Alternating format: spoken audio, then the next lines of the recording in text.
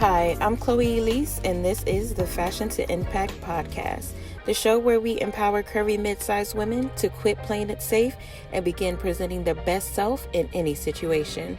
Through discussing the latest fashion trends and discovering ways to overcome the status quo, on this journey, we'll learn what it truly means to impact the world through fashion.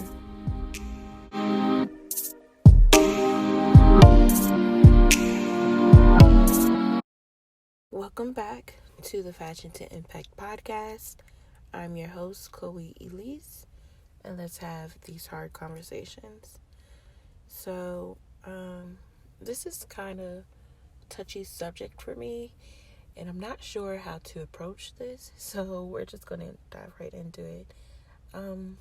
For the longest time, I've always had a little sense of shame about my body. I am very top heavy. When I was younger, I was very bottom heavy, but I think my body has kind of balanced itself out. But from very young, I've always received attention that wasn't solicited. I don't know. Even at church, it would be like, you shouldn't wear this, or you shouldn't wear that, or you don't want to entice men, or you don't want to entice boys, or you don't want to wear that because they may think this, or that may be too short, or that may be too low cut.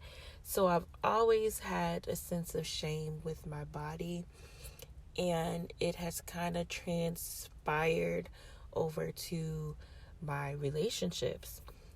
Even at work, when you have curves, and actually when you have boobs, people's eyes tend to wander. So they tend to look down, and you have to be like, Tom, look at me in my face. Or like, Bob, look at me in my face. And I don't know, it kind of shaped me in the way now that I am starting to date and I'm starting to put myself out there. I can tell that I'm very guarded, even when people acknowledge or compliment my shape or my frame. I am very like, oh, okay. Like, I get very uncomfortable. And I don't know where this sort of shame came from, but I'm slowly trying to break this sort of shame, because God made me this way, and I shouldn't be afraid of it. I'm very modest when it comes to dressing. I'm also very modest in how I carry myself. So that's not it. But people still to this day tend to point out my chest or my behind. And I just want to talk about it. I just want to normalize real bodies, and I want to talk about the narrative of over sexualizing young Black girls' bodies, because even these kids these days, they develop very fast. I think it's the McDonald's, okay, the hormones in the food, but these kids, they can be 12 years old and have bodies of a 21-year-old, and they have to live with this sort of attention that they receive, and they're not prepared for it. You know what I'm saying? Like, they still have that childlike mind, and to have the attention from older men or like older women or just people in general telling you what you can wear, what you can't wear. You shouldn't wear like this. You shouldn't sit this way. You need to, like, you know what I'm saying? Very nitpicky. And it's like, my body, this is just what I've been born with. This is just what God's given me. And it comes with all these stipulations, I don't know. I don't even know. I just wanted to talk about it. I had this conversation with one of my friends when the whole WAP situation came out. And TikTok is a very free platform for these young girls, but these kids are not listening to the lyrics.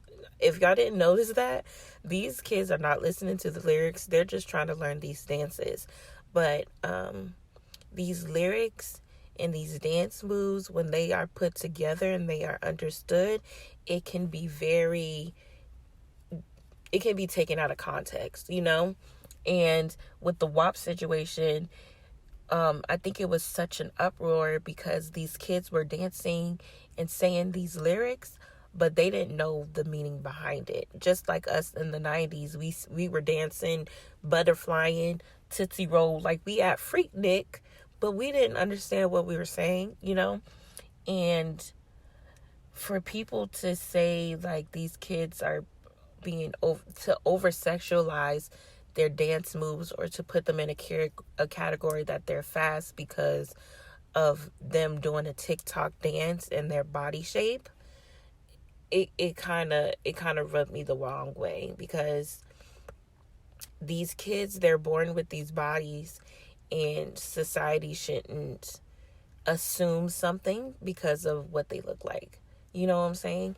And even in the Black community, we all have these shapely bodies, but we still seem to body shame these girls in church, or we body shame them by what they wear or how they dress.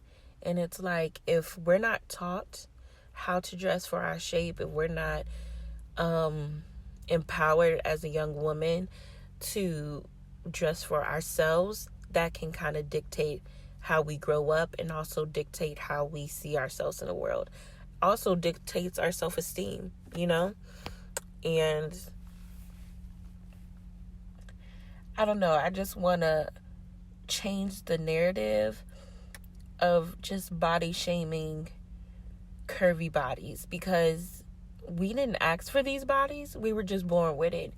And people, Instagram, Facebook, this day and age, they tend to praise these butt injections, lip injections, these BBL type of societies, and they tend to shame curvy bodies because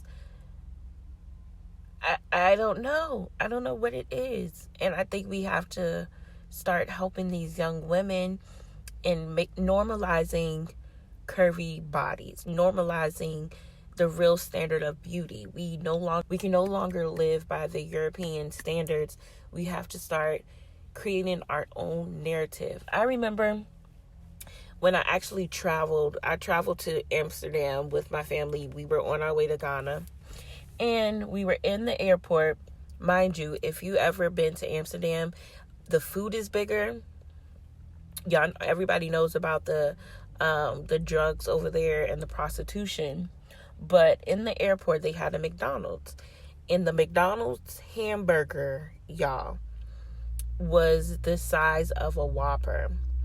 And over there in Amsterdam, they eat their French fries with mayonnaise. So I went up there. I was apart from my family. I think I went up there to get like ketchup or something. And I came back to the table, and this lady, mind you, she's European or whatever. She was like, "Oh, how old is she?" And I'm like, "What?" And my mom, I think I was like 12 that time. She was like, oh, she's big. Oh, she doesn't look like she's 12. She's very big. And when I tell you, y'all, that still sticks to me to this day. I struggled with my body for so long just because of that one instance, going overseas in a different European country, in a different country apart from where I live, and to have somebody say in front of me to my parents, "Oh, she's too big. Oh, she looks too big for her age." Like, how dare you? How dare you? You know what I'm saying? And that has always sat with me. So I am very conscious of how I move and how I speak to younger women. That's primarily why I started Project Slay. Like, I didn't have an older sister to help me with my prom dress. I remember I was like, "Oh, I'm going to be different for prom, y'all." I wore a blazer and the short dress to prom. And I had one of them Carrie Hilson humps. Y'all know how they used to wear the humps in the front? That was my freaking prom dress situation. You know what I'm saying? And if I had an older sister to help me and to tell me, "Oh, maybe you should get like a dress, like a gown," yeah, maybe my prom would have went a little bit differently. But that's the reason why I started Project Slay, because I wanted to empower these young girls out here. Like, you don't, because of your shape, because of your body, you do not have to dress or carry yourself a certain way. Like, society is going to have to take you as you are.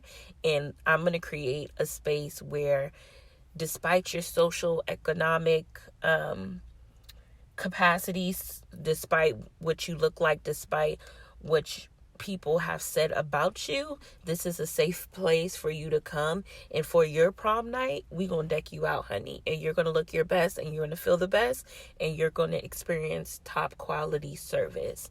And that's what I did.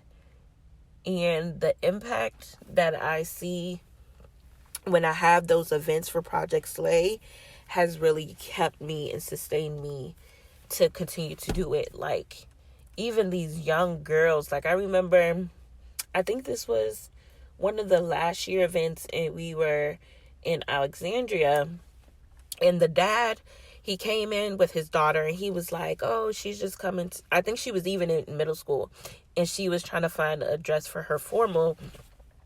And he was like, yeah, she's just gonna find her a dress. So he was kind of standoffish. The girl, she came. So we kind of took her under her wing, and everybody was helping her find a dress. And the main thing of Project Slay is everybody has to walk down the runway. And when you walk down the runway, we cheer for you. We root you on like this. We're going to let you know, like, this is the dress that you chose, and girl, you look good in it. So when she came, mind you, the dad, the whole time he was staying in his little corner. He wasn't saying nothing. Y'all. When his daughter finally walked down the runway in this, like, I think it was like a red type of dress, girl, the dad was so excited. Like, the dad, like, he came out of his shell in that point, and like, he was rooting his daughter on. And for me, sorry guys, sometimes I'm not trying to cry. For me, it was just like, this is why I do this. You know, this is really why I put in all this work, all this effort, all this promoting, all this getting dresses, all this money I put into storing these dresses. Like, to see the joy that the daughter and the father had in this moment was like so amazing to me. And yes, she looked older than her age, but the dress fit her age at that time, and she looked beautiful. And it was like her self-esteem, you could just see like the self-esteem radiate off of her. Even when she like posed and she did her little thing, it was like, wow, like I'm really making a difference. And I don't know, I just want more people to join in this fight to normalize these bodies, because this is what God has given us, and we shouldn't be ashamed of it. And yeah, I don't know, I just wanted to talk about that and just start the conversation with people on just over sexualizing, especially Black women, young girls' bodies. Like, they're sacred regardless of the size, regardless of the shape, and we have to protect them at all costs, and we have to educate them instead of belittling them. Like, we have to give them tools and teach them the skills how to navigate and dress for their bodies, instead of shaming them and saying you need to look this way in order for people not to over sexualize you. You know what I'm saying? So, yeah, if you have any more topics or comments about this, or if you experience this yourself, make sure you leave us a comment or a DM at Fashion to Impact Podcast on Instagram. And make sure you share this podcast with people. I just want to start the conversation and the narrative, because if somebody has started it when I was when I was young, then maybe, my outcome would be a little bit different. But yeah, I thank you all for listening, and I will speak to y'all next time.